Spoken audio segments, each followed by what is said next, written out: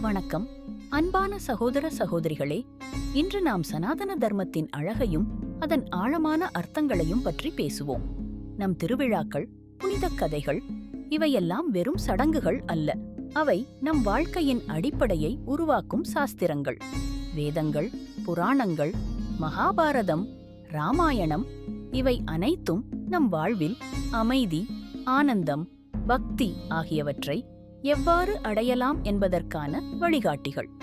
சனாதன தர்மம் என்பது ஒரு வாழ்வியல். அது நம் தினசரி செயல்களில் எவ்வாறு செயல்படுகிறது என்பதை புரிந்து கொள்ள வேண்டும். இதற்காகவே மோக்ஷபூமி சேனல் உங்களுக்கு உதவுகிறது.